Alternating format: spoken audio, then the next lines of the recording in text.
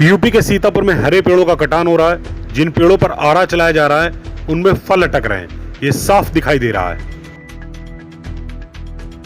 One अधिकारियों का काम होता है रात में जागना, लेकिन वो सोते रहे। वन माफिया पूरी रात फलदायी पेड़ों पर आरा चलाता रहा। वन माफिया ने थाना रामपुर कला जाकर पुलिस वालों को एक कागज थमा दिया जिसमें लिखा था गाटा संख्या 459 में जो आम के 16 पेड़ लगे हैं उनको काटने की अनुमति वन विभाग ने दे दी है। लेकिन ये अनुमति उन पेड़ों को काटने की दी गई जो कलमी हैं। लेकिन यहां तो देशी पेड़ों का कटान हो रहा है जिनमें फल लटक रहे हैं। हम लोगों ने अधिकारियों को सूचना दी इसकी।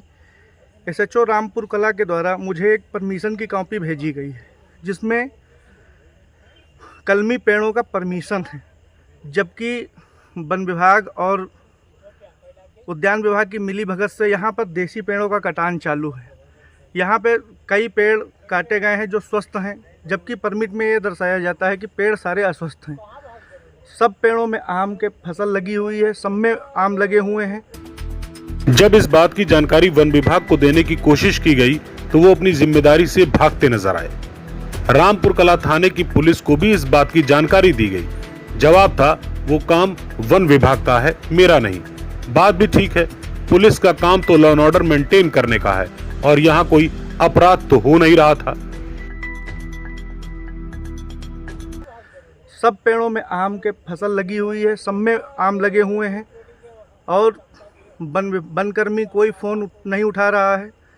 SHO रामपुर कला से बात की गई तो उन्होंने परमिशन की कॉपी भेजी है। हमको लग रहा है कि मिलीभगत से ये अवैध कटान संचालित है और सारे अधिकारी मौन बने हुए हैं। परमिट की कॉपी में साफ लिखा है कि 16 पेड़ों के कटान का परमिट दिया जा रहा है।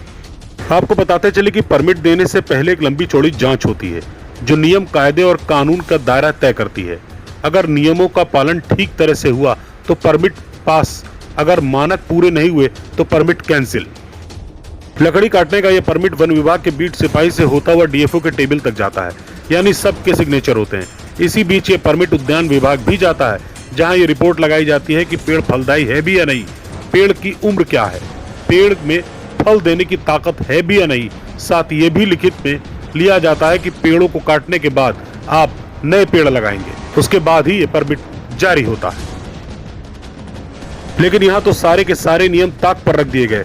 ऐसा वन विभाग के अधिकारियों कर्मचारियों ने क्यों किया, अब ये कहने और बताने की जरूरत नहीं है। वन माफिया पर वन विभाग मेहरबान क्यों? आखिर ऐसी क्या वजह हो सकती है कि वन विभाग ने वन माफिया को फलदायी पेड़ों का परमिट दे दिया? क्यों वन विभाग के अधिकारियों ने मौके पर जाकर आम की बाग का निरीक्षण नहीं किया? साफ है, अगर वन विभाग की मंशा ठीक होती तो आज हरे भरे फलदायी पेड़ों पर वन माफिया का आरा न चल रहा होता। सरकार हरे भरे पेड़ों को लगाने के लिए लाखों करोड़ों खर्च करती है और यहाँ वन विभाग वन माफिया पर पूरी तरह से मेहरबान है। क्यों? इस बात का जवाब वन अधिकारियों के पास ही है। रामपुर कला से जितेंद्र मिश्रा के साथ ब्यूरो रिपोर्ट, स्टार न्यूज।